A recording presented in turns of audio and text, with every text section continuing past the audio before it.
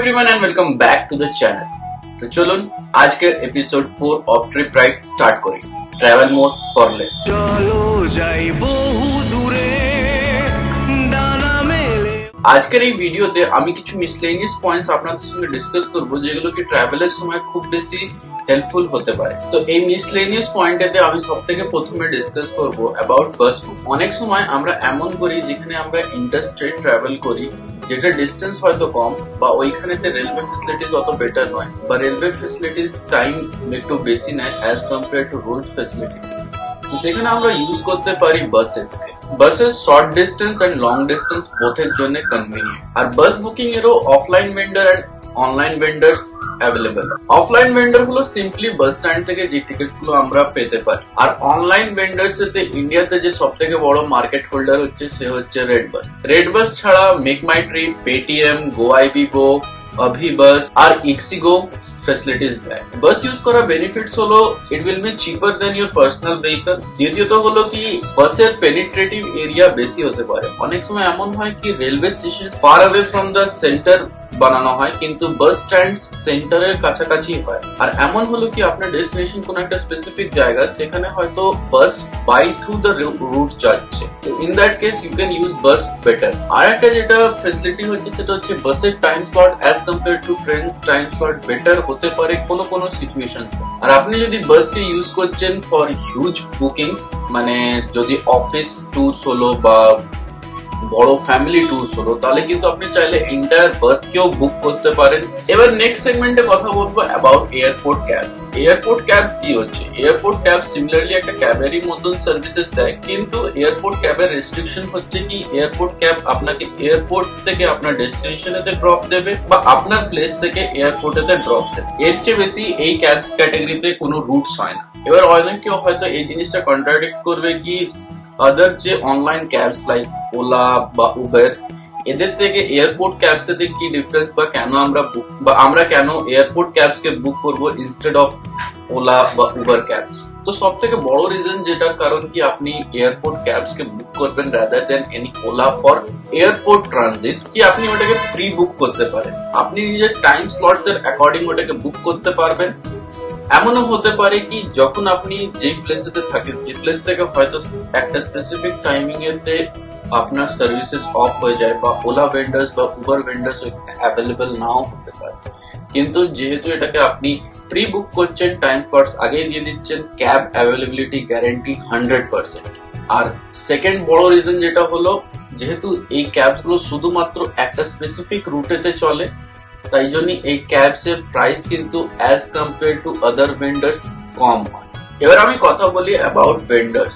Offline vendors for this airport cabs tours and travels এর আন্ডারেতে হতে পারে।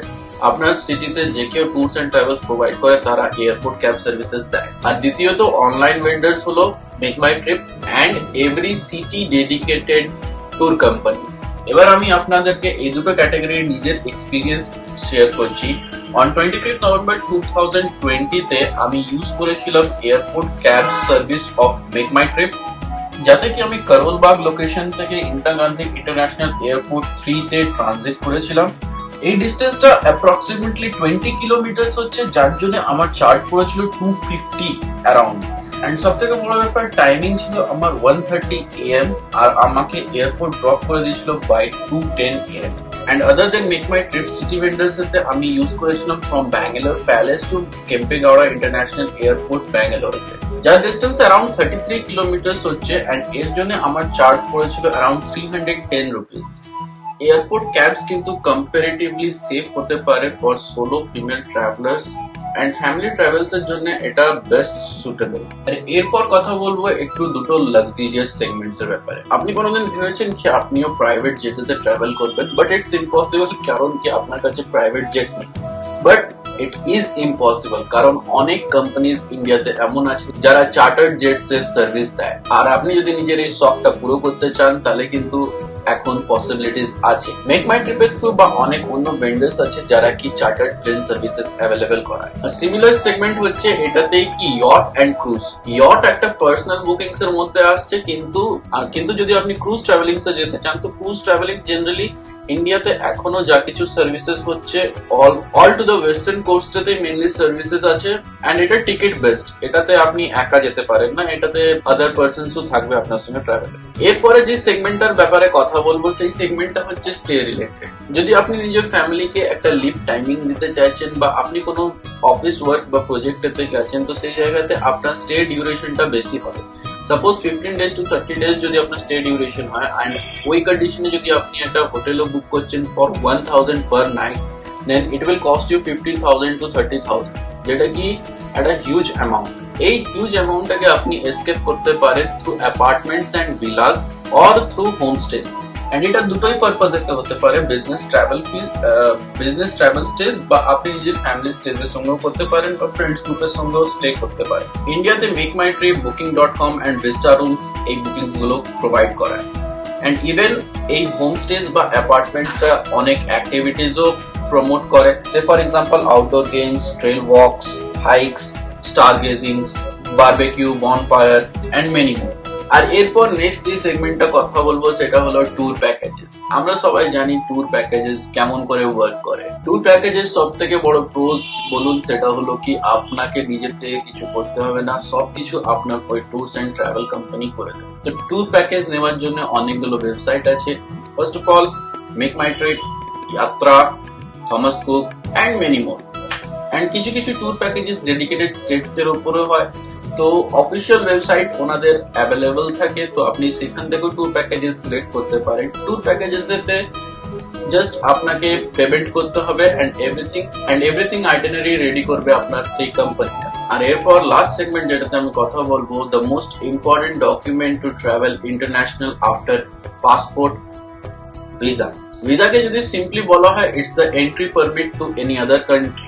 আর এবার বলি ভিসার কেমন কেমন টাইপস হয়। ভিসার ফার্স্ট টাইপ হচ্ছে visa free countries and visa paid countries. এই ভিসা ফ্রি কান্ট্রি যেগুলো হয় সেগুলোতে আপনাকে ভিসা অ্যাপ্লিকেশনের জন্য কোনো পেমেন্ট করতে হয় না, বাস আপনাকে কিছু কিছু রিকোয়ার্ড ডকুমেন্টস চাই, আপনি অন অ্যারাইভাল ভিসা পেয়ে যাবেন উইদাউট এনি পেমেন্ট, বা আপনি অনলাইনও এই পারমিটটাকে নিতে পারেন এন্ড এতে কোনো কিন্তু পেমেন্টের দরকার হবে না। কিন্তু এটা সব কান্ট্রির সঙ্গে অ্যাপ্লিকেবল হয় না। ইন্ডিয়ার জন্য খুব কম সেগমেন্ট অফ কান্ট্রিজই আছে যারা কি visa free and paid visa through maximum country আপনি ট্রাভেল করতে পারেন। আর ফ্রি ভিসাতেও দুটো টাইপ হয়, এক হয় নন স্ট্যাম্প ভিসা আর একটা হয় স্ট্যাম্প ভিসা। এবার স্ট্যাম্প ভিসা কি হলো, যেখানে যে কোনো ফ্রি ভিসা কান্ট্রিতে আপনি যদি ভিজিট করছেন, সেই কান্ট্রিতে এন্ট্রি করার আগে আপনার পাসপোর্ট কন্ট্রোল অথরিটি আপনার পাসপোর্টে কিন্তু স্ট্যাম্পিং করে আপনার এন্ট্রি ডেট আর আপনার এক্সিট ডেট কিন্তু রেকর্ডেড। আর একটা হয় নন স্ট্যাম্প কান্ট্রিজ। নন স্ট্যাম্প কান্ট্রিজ ইন্ডিয়ার জন্য এখন নেপাল এন্ড ভুটান। কারণ কি আপনি যদি নেপাল আর ভুটানে ট্রাভেল করছেন, আপনার পাসপোর্টের উপরে কোনো স্ট্যাম্প দেওয়া হবে না কি আপনি কখন এন্ট্রি করছেন আর কখন এক্সিট করছেন। বাট সিমিলারলি যখন আপনি বাংলাদেশ বা সার্বিয়া ট্রাভেল করছেন, তখন কিন্তু আপনার পাসপোর্টের উপরে স্ট্যাম্পিং হবে। এবার বলি আমরা পেড ভিসা কেমন করে নিতে পারি। পেড ভিসা নেবার দুটোই main type. First one is the embassy. যদি আমরা গিয়ে এমবেসিতে অ্যাপ্লিকেশন করি, তখন পেমেন্ট করে নিয়ে আমরা পেড ভিসাটা নিতে পারি। And second one is the online through e visa portal.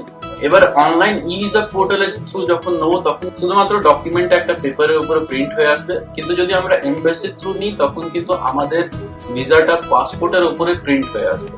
And visa পাওয়ার দুটোই main mode. First one is the online, second one is the offline. অফলাইনে যেমন আমি ডিসকাস করলাম থ্রু এমবেসি বা কোনো ট্রাভেল এজেন্টের থ্রুও পেতে পারেন। আপনি নিজের ট্রাভেল এজেন্টকে সব ডিটেলস দিয়ে দেবেন, সে ট্রাভেল এজেন্ট একটা কোনো চার্জ করবে ফর ভিসা বানিয়ে দেওয়ার জন্য।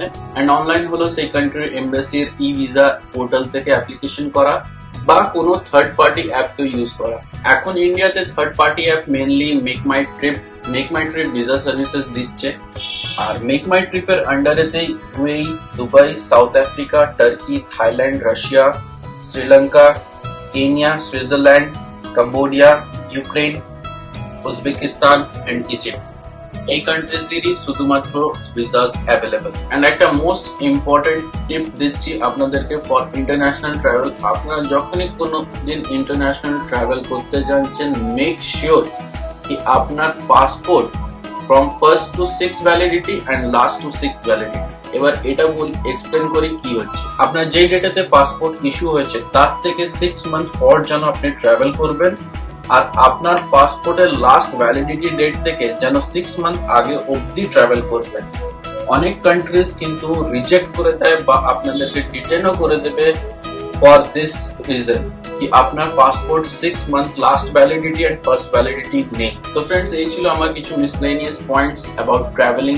ভিডিওটা যদি ভালো লাগলো ভিডিওটাকে লাইক করুন, এন্ড আপনি যদি আমার চ্যানেলে প্রথমবার এসেছেন চ্যানেলকে সাবস্ক্রাইব করেন, আমার পুরোনো ভিডিওসও দেখতে পারেন। And stay tune for the upcoming video travel currency.